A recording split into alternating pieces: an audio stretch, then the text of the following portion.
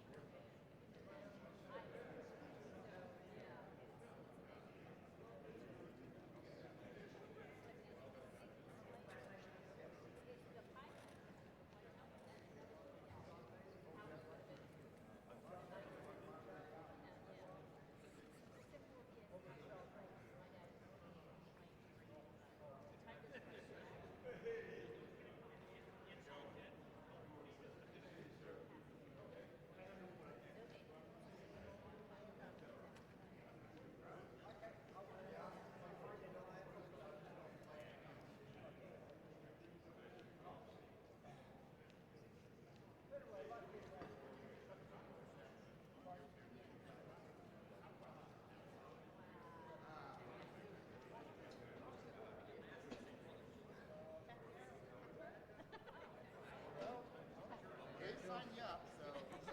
Where do you want Dave here? Dave, Is there any? he comes up here too. Yeah, but I don't know if you have a sign. No, I don't have a sign. Mike put in his mind. Dave can't come up here. I'm gonna get him going.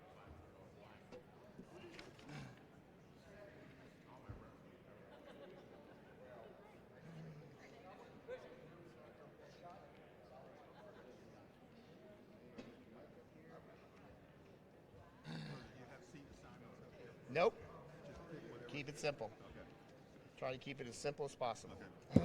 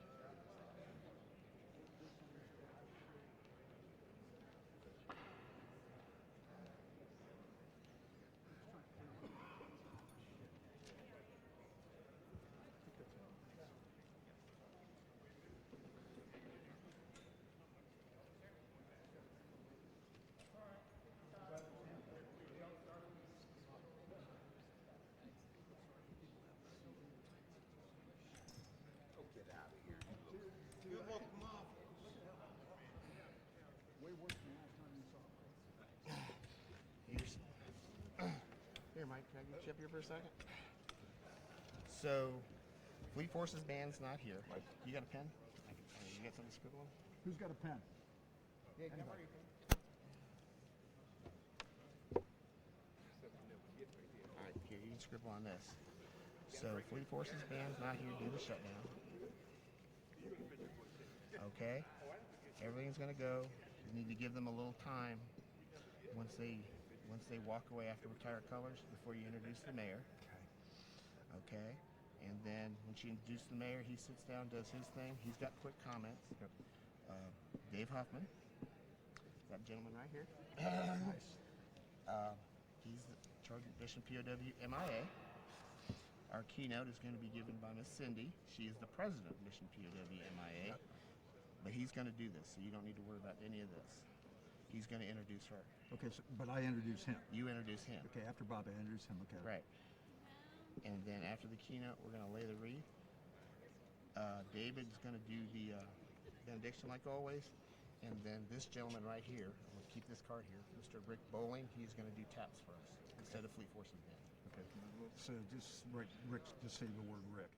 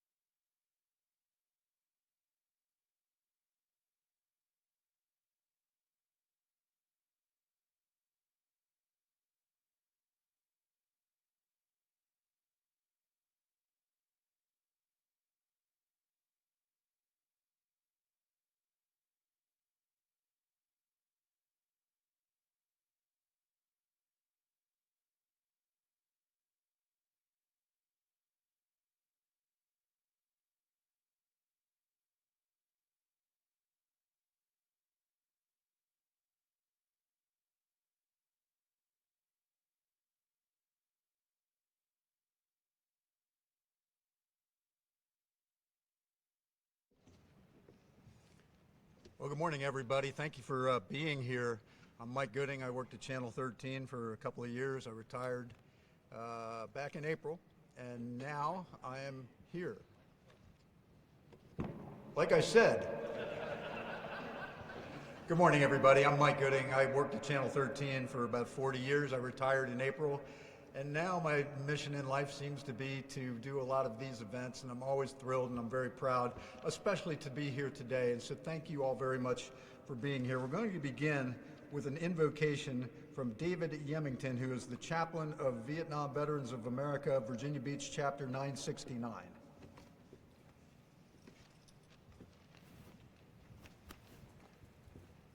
Good morning. From the first panel to the last panel are the names of the 58,276 men and women who gave their lives for this great nation.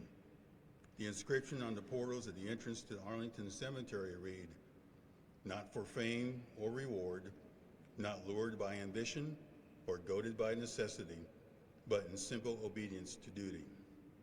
Let us pray. Let not your heart be troubled. Ye believe in God, believe also in me. In my Father's house are many mansions. If it were not so, I would have told you. I go to prepare a place for you. Amen.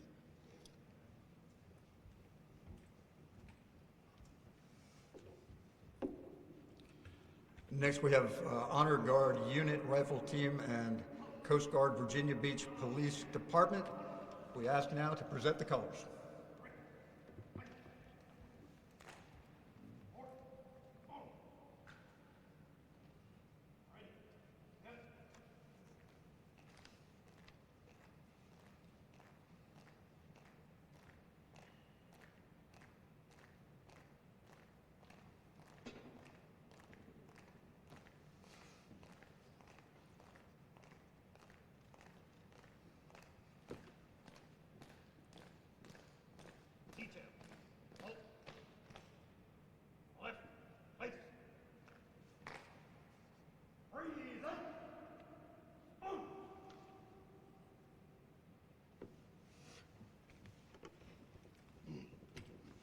If you join me in the Pledge of Allegiance to the flag.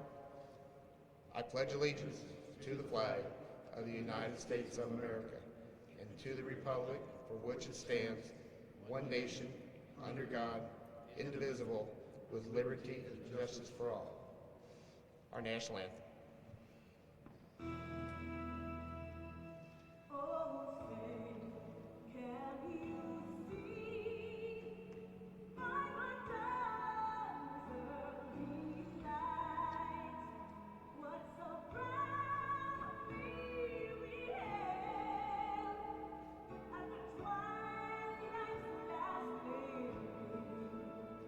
Whose broad stripes and bright stars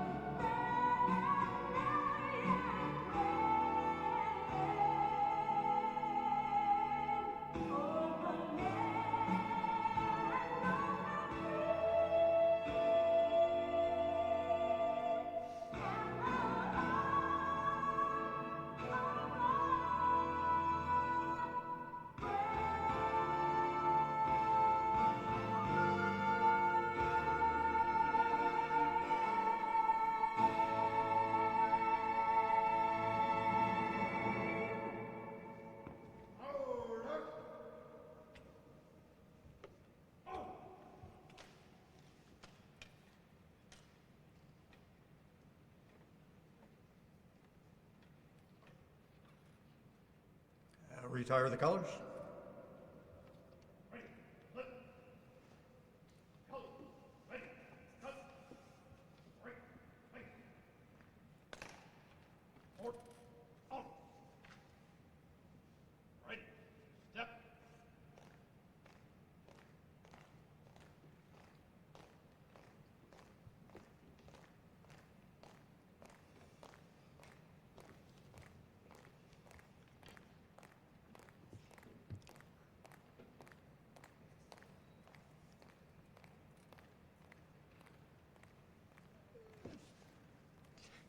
Everybody please be seated.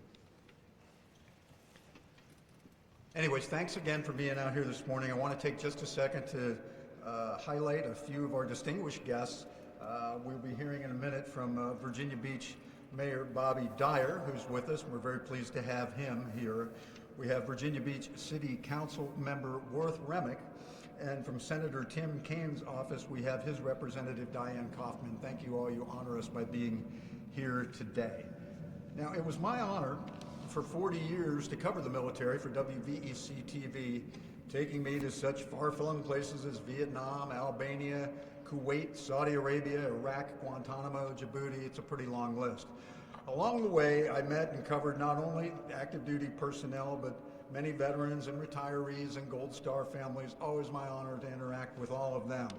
One of the highlights came in 2000 for the 25th anniversary of the fall of Saigon and the formal end of the Vietnam War.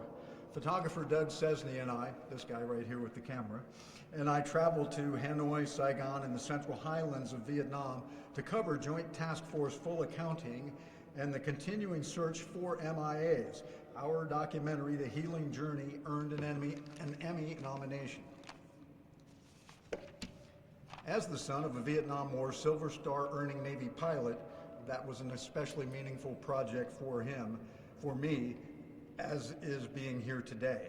Now, a quarter of a century later, the work of that unit continues. The total number of unaccounted for U.S. military personnel from the Vietnam War today is approximately 1,570 persons. Since the end of the war, what is now called the Defense POW MIA Accounting Agency has recovered over 1,000 sets of remains. Today, the DPAA continues to conduct joint field missions in Vietnam, Laos, and Cambodia, excavating known crash sites and interviewing a dwindling number of living eyewitnesses, conducting positive forensic DNA identifications at the Central Identification Laboratory in Honolulu.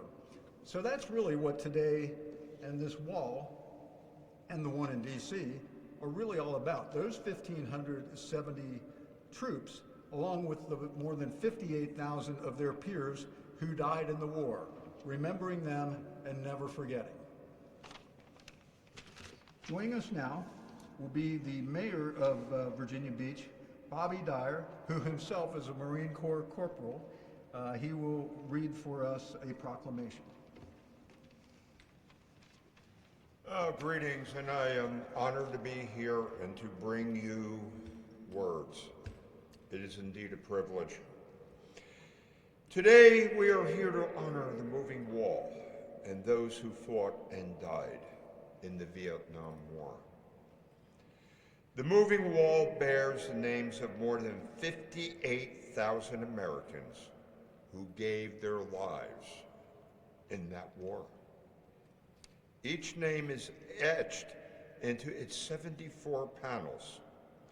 It is a story interrupted, a family forever changed, a sacrifice that echoes across generations. As President Lincoln said in his Gettysburg Address, the men and women that we honor today dare to do their duty. As it travels the country, the wall brings these stories home, offering community offerings like ours the chance to honor, to learn, and to listen. I was on active duty during that time from 1968 to 72, and by the grace of God, my eyes never saw the horror of war. But I've lived with my comrades in arms who did.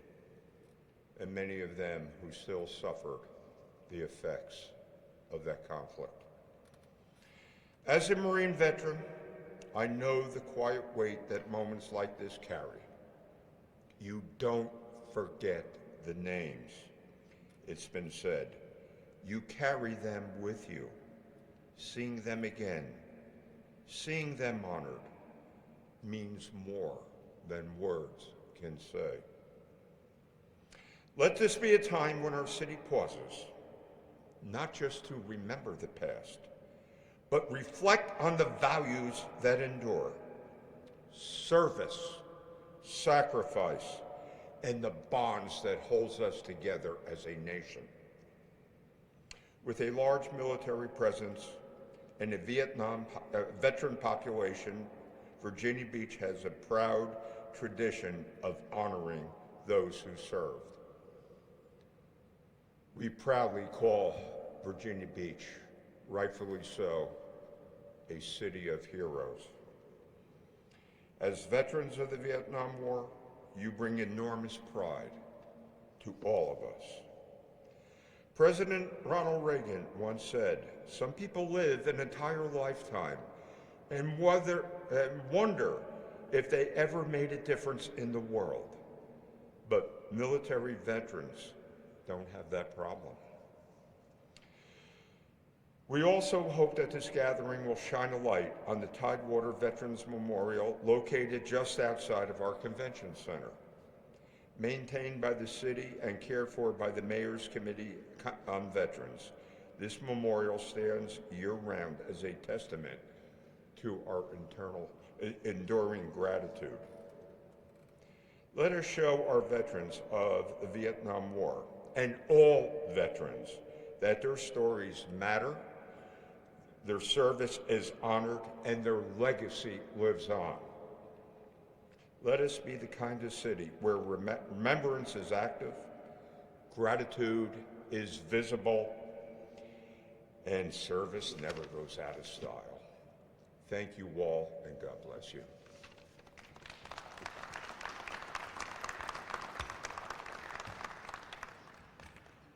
Thank you, Mr. Mayor.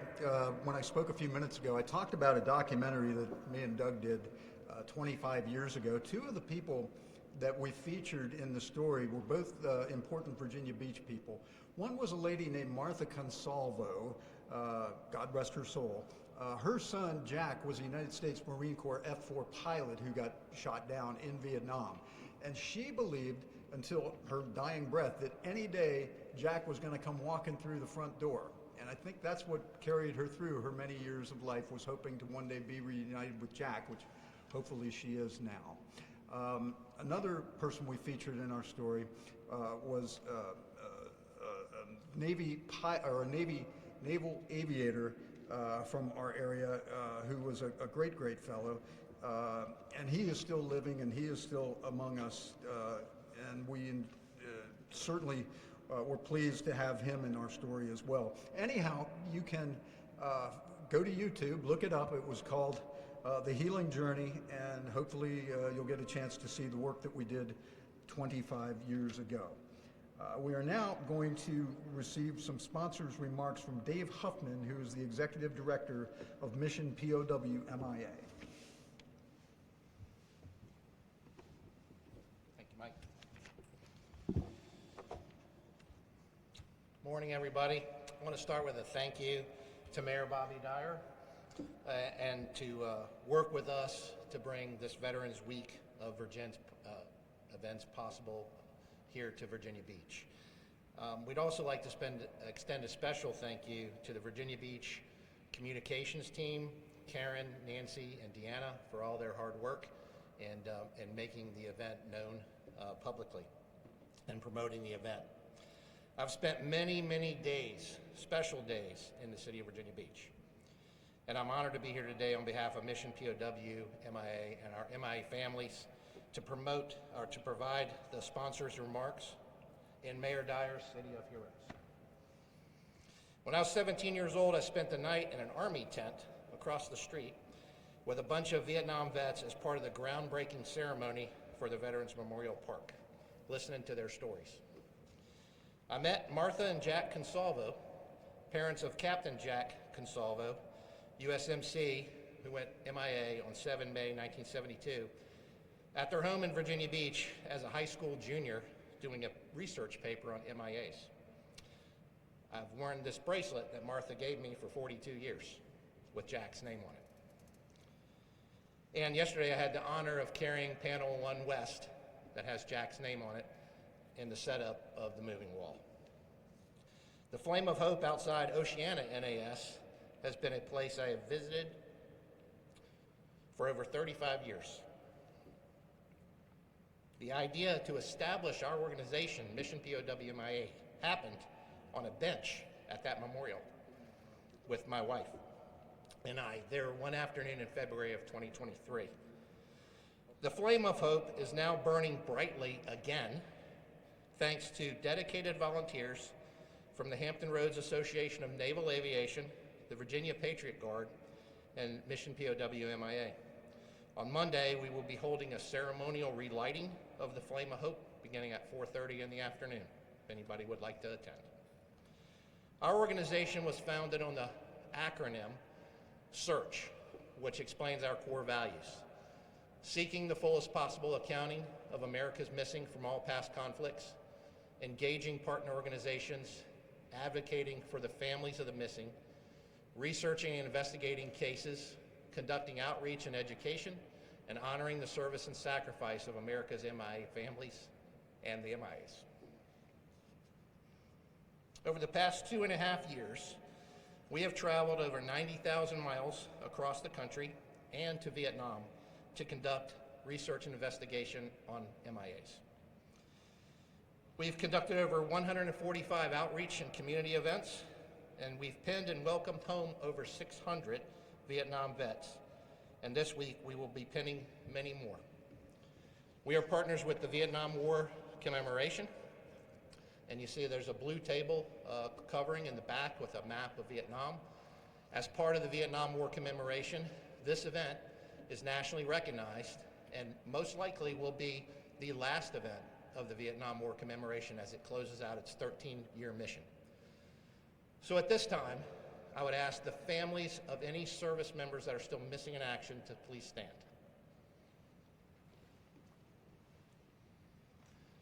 I would also ask any families that have a name on the wall, Gold Star families, to please stand.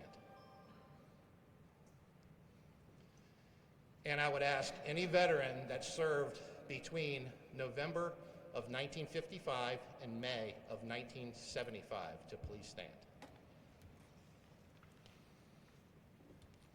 On behalf of the Department of Defense, or the Department of War, and the Vietnam War Commemoration as partner organization, I extend to you an official welcome home and thank you.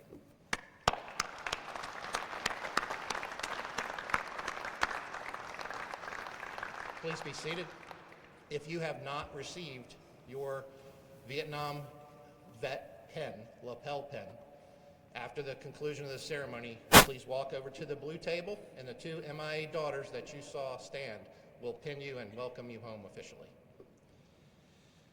Many MIA families are on the way to Virginia Beach now to join us and our veterans in the Tidewater Veterans Day Parade. We are especially honored to be the co-marshal of this year's parade, commemorating the 50th anniversary of the end of the Vietnam War and honoring America's POWs and MIAs, our unreturned veterans. This is a parade I've been attending for many years with my sons, 2 of which are serving in the military now. One is a 2nd lieutenant in the Army, and one is a U.S. Marine corporal.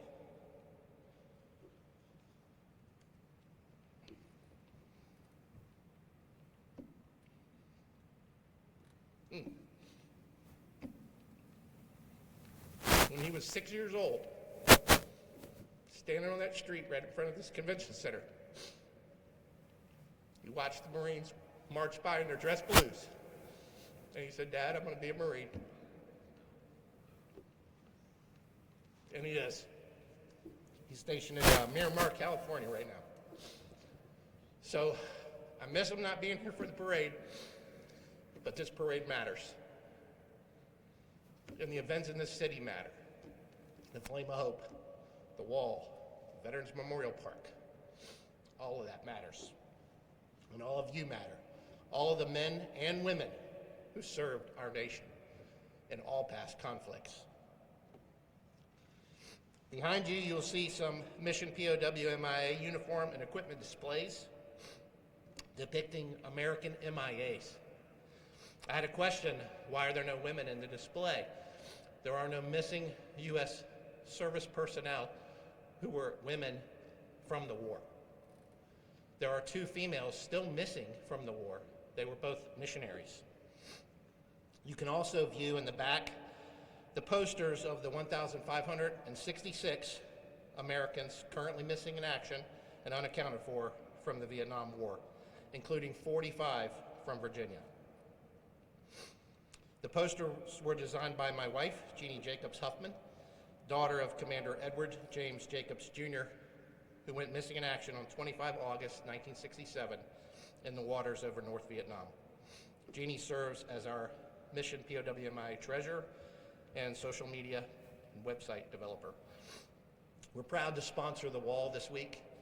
We're proud to sponsor the other events that'll be coming in. On Monday, we will have the North Carolina Vietnam Veteran Helicopter Pilots Association here with Huey Helicopters, and they're going to set up outside the convention center. We'll have Ghosts of the Battlefield here, a local museum that will have vehicles from all conflicts on display.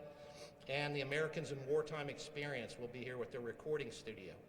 So if you have a story to tell, please come down and see the Americans in Wartime Experience and share your story. We have a special presentation, and this is a surprise to Virgil and Dan. So if you guys could come up on the stage. Dan, yes, you. This event and all of the things that are happening would not be able to come to this day without the work of dedicated volunteers.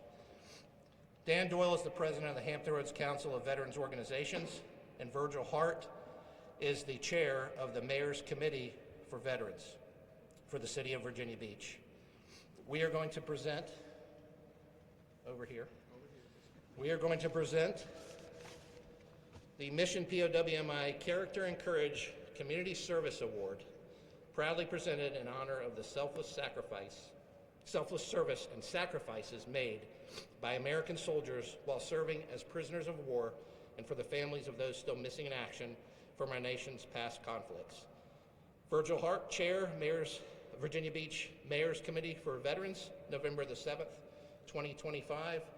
Never leave a fallen comrade.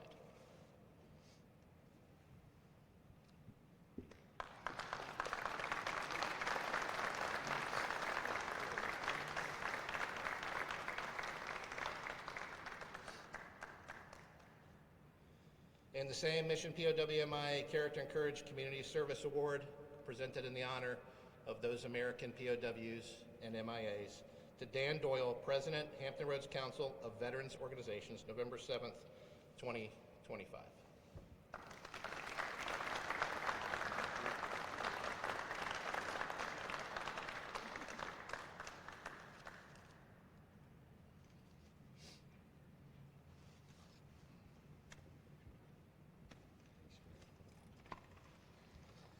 Now it is my extreme honor to introduce the President of Mission POWMIA, Cindy Stonebreaker Reed. Thank you.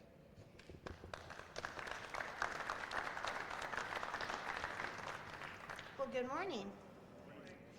So as Dave said, I am the president of Mission POWMIA, and it is such an honor to hold that role and to be part of such a wonderful organization that's truly making a difference.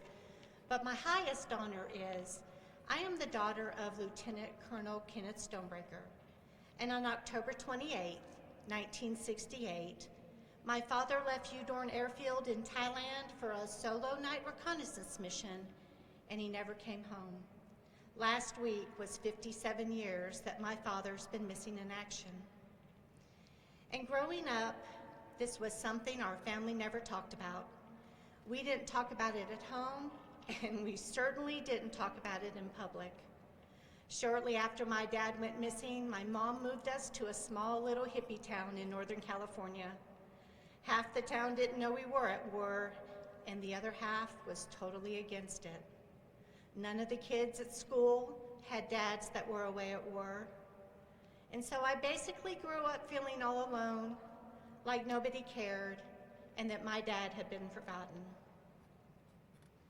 13 years ago, I started on an incredible journey, and it wasn't one that I had planned. I was driving from Kentucky into Tennessee, and I stopped at a rest stop. And there were 7 Rolling Thunder members hoisting the POW MIA flag. There wasn't anybody else there, and they were reverently hoisting that flag. And when they got done, for the very first time, I walked up to them, and I said, "My dad's still missing in Vietnam." And they embraced me, which was really scary at a rest stop with a bunch of bikers. But they told me that I was the reason that they did what they did. It was me and families like me that they kept this mission going, and that my dad hadn't been forgotten. You often hear people say how your life can change in the blink of an eye. That day drastically changed the rest of my life. Because of that day, they invited me to Georgia to an event where I got to meet 7 other MIA children. It was the first time I'd ever had the opportunity to meet anybody like me. That trip led me to Washington, D.C. for the first time, where I got to see the Vietnam Memorial Wall. I have no words that I could describe that feeling of seeing that wall for the first time. Most of my life, I felt like I was all alone and that nobody cared. And to be able to walk that wall with 5 other MIA kids who knew exactly what the meaning of that name etched in stone was. We walked hand in hand, and we stopped at every daddy's name. All those years I felt alone. I look at the names on that wall, and I realize I'm not the only one. I felt like my dad had been forgotten. And anytime you visit this wall or the wall in DC, and you see the thousands of people that come out to see, it reminds me my dad's not forgotten. Even though the people who are visiting that wall may not know my dad's name, every day thousands of people walk past it.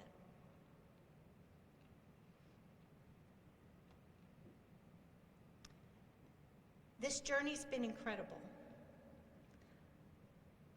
I've met some of the most amazing people, and I've learned bits and pieces about my dad. I've met with government officials both in Vietnam and in the United States. I've had the opportunity to sit across the table with DPAA and talk to the people that are still actively working on my dad's case. All things that I had no idea was going on. I have so many stories I could share, but I know you all would like to sleep tonight, so I'd like to share one. Several years ago, I was told I needed to go to a reunion at Fort Walton Beach for the Tactical Reconnaissance reunion. My dad was in Tactical Reconnaissance, and someone said that someone down there might know your dad. So I made a flyer and I sent it down there. And on Wednesday night they called and they said, "Cindy, there's a man here that knew your dad."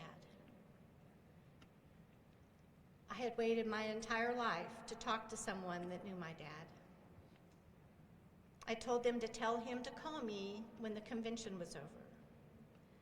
The next night they called and said there were 3.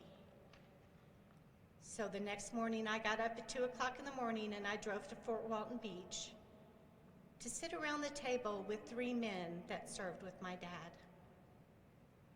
For 6 hours we laughed and we cried and we cried and we cried. And they told story after story after story. And they were so gracious with me because I had 1,000 questions. I didn't just want to know about the war and about the planes and about what they were doing. I wanted to know the stupid things. I wanted to know his favorite color. Was he good at math? What was his first car? What kind of music he listened to? All those things that I never had the opportunity to find out. And they didn't know all the answers, but they knew some. And that time with them helped put together the pieces of who my dad is. But as the day went on, and the tiredness sunk in from driving all night, I started wondering if they really knew him. Or were they just saying that because they thought that might be what I wanted to hear? So we took a little break, and after we joined back up, one of the men had gone upstairs and he came down and he had a photo. And it was a photo of my dad standing outside the barracks. They really knew him. So later on that evening, we're getting ready to go into a banquet. And one of the gentlemen leaned over and he said, "Cindy, how did you like your dollhouse?" And I stopped. My birthday was 10 days before my dad went missing, and that year my dad sent me a dollhouse from Thailand. And I have very vivid memories of that dollhouse. And I looked up to him and I said, "How do you know about my dollhouse?" And he smiled and he gave me a hug and he said, "Cindy, I was with your dad when he got it. Your dad was very particular about which one you got." So we walk into the banquet and I'm on one side of the room and he's on the other side of the room, and the more I sat there, the more confused I got. Because I don't remember what I got for my birthday last year. How in the world would some stranger remember what I got 45 years ago? So I sat there and I couldn't handle it. I got up and I walked over there and I said, "How in the world would you remember that?" And he stood up and he embraced me for a long time. He didn't say anything. Then he looked back down and he said, "Well, think about it. That's not what we were doing over there." He said that was the one and only time that I went dollhouse shopping. He said it was the one moment of normalcy in a world of chaos. And all those years, I thought that this had only affected me, but it hadn't. It had affected everyone who had ever served with him. I know many of you know names on this wall. I would encourage you this week while it's here to tell the stories. If you ever have the opportunity to meet with a family member, listen to their stories and share your stories. We cannot let them be forgotten. On Sunday, we'll have a group of MIA sons and daughters here by the wall. We'll be stationed at the panels where our dads' names are. We encourage you to come and hear the stories and share your stories. Every story we hear from you puts together pieces of who our dads are and what they were doing. So we encourage that. We encourage that. So please take advantage of that. It's an honor to be here in Virginia Beach to celebrate Veterans Day, to remember those unreturned veterans that haven't come home, and to support the families that have waited for decades. Thank you.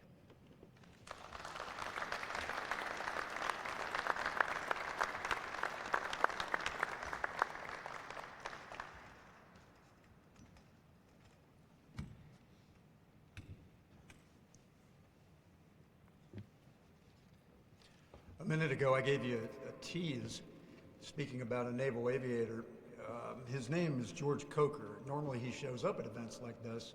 I'm looking out in the audience. George, you're not here, are you? If George were here today, I would tell this story. I told you the earlier story about Martha and how she was very concerned about someday Jack coming back home. George, I asked him the same question. What do you think about, like, Martha hoping that someday he comes walking back through the door? And this is 25 years later. And George says, God, I hope not. Think about that a second if he'd been held prisoner for all those 25 years. One other thing about George, John McCain, in one of the books he wrote, said that George was a legendary resistor in the Hanoi Hilton. At one point he escaped, and he got about 2 miles downriver, and then he was exhausted and he fell asleep under a bridge, and the next morning some kid was fishing and caught George. This is a true story.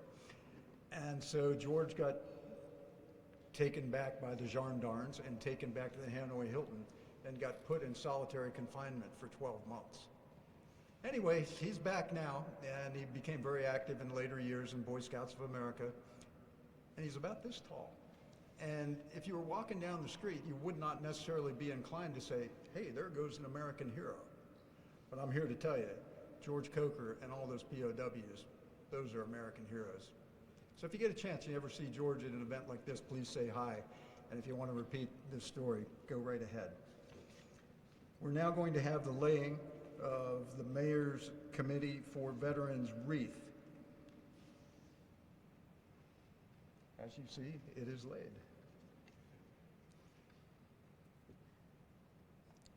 We're going to have our benediction now from David Yemington, Chaplain, Vietnam Veterans of America, Virginia Beach, Chapter 969.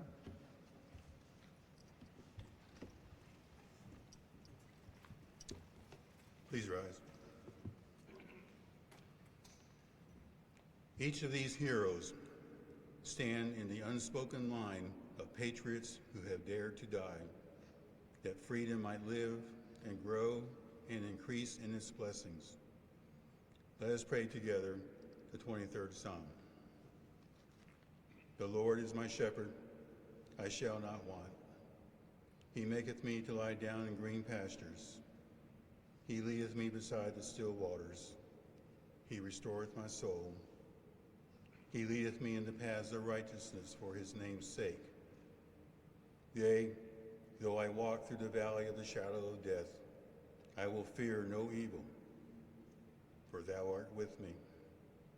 Thy rod and thy staff, they comfort me. Thou preparest a table before me in the presence of mine enemies. Thou anointest my head with oil, my cup runneth over.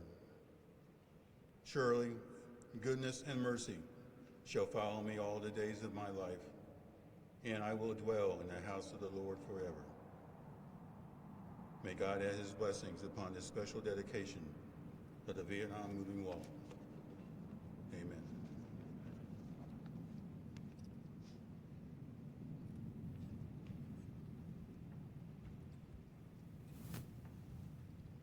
We'll now hear taps.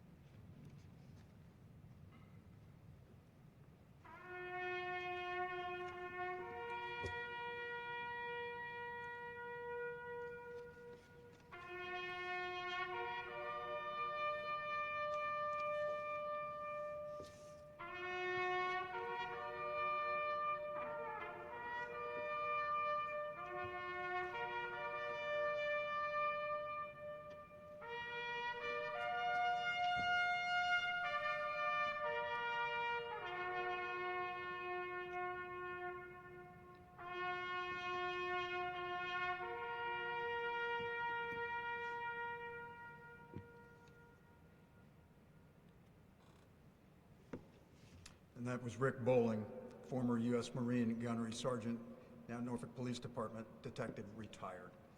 Ladies and gentlemen, we've reached the end. You can sit for a second if you want. I just want to thank everybody for coming out again this morning. Please take some time to go through these panels. It's a lot to go through, but it'll be worth your time. Just a shameless Gooding family plug. Also, if you get a chance, be sure and go across the street to the Tidewater Veterans Memorial. And if you hunt around on the bricks long enough, you'll see one from my dad. And then if that's not enough, go down to 25th Street to the Association of Naval Aviation Monument, and on the wall of fame there, he's got a plaque, and you can read more about him. Anyways, thank you all. My honor to be here today. Thanks for being here. Have a great day.